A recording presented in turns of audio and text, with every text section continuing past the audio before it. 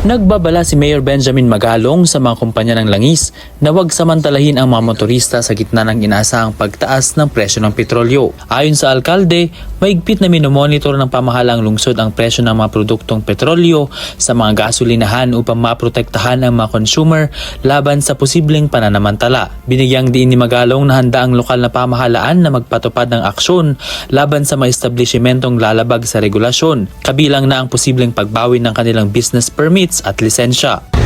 Subukan nila magtaas. Uulihin ka agad namin sila.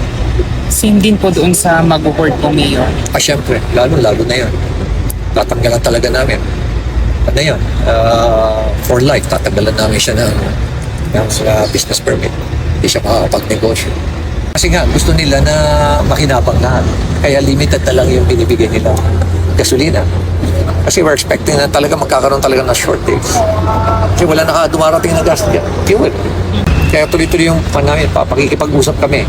After our meeting sa local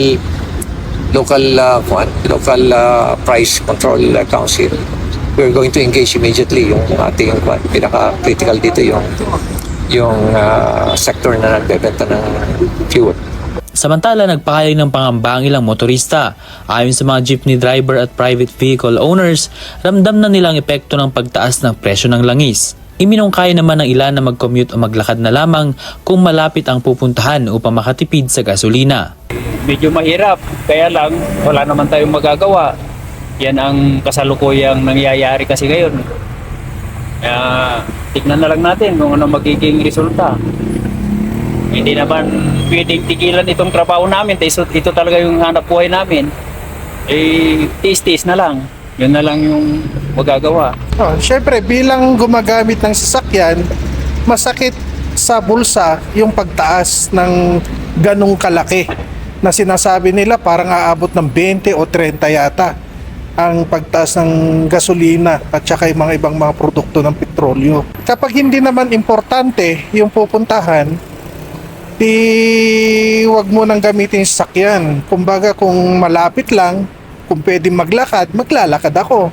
Kung mag-jeep naman kung malayo-layo, at least makakatipid tayo sa petrolyo o yung gasolina po natin. Panawagan ko lang po sa gobyerno natin, dapat tanggalin yung mga ibang mga yung excise tax o kaya kung yung VAT. Malaking tulong yon para sa mga gumagamit ng mga gasolina o mga diesel tulad namin na mga maliliit. Apektado rin ang maliliit na negosyo. Ayon sa isang karinderya owner, posibleng mapilitan silang magtaas ng presyo ng pagkain dahil sa dagdag na gastos sa operasyon. Nag-start na ngang tumaas yung mga gasol at saka yung gasolina at saka gasol.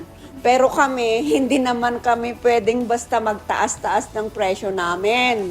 Kaya yun ang iniisip ko na parang hindi balance. Bumaba nga ang sales namin, talagang down talaga ang sales namin. And then ganito pa ang mangyayari. Wala na, hindi ko na alam kung saan patutunguhan ito. Kasabay nito, mahigpit ding babantayan ng lungsod ang mga negosyong magsasagawa ng fuel hoarding o magtatago ng supply ng langis upang manipulahin ang presyo. Hinihikayat naman ng lokal na pamahalaan ng publiko na agad i-report ang anumang kahina-hinalang pagtaas ng presyo sa mga gasolinahan upang maagapan ito. Ven Pongsila para sa Mata ng Agila, Northern Luzon, matatag, matapang, matapat.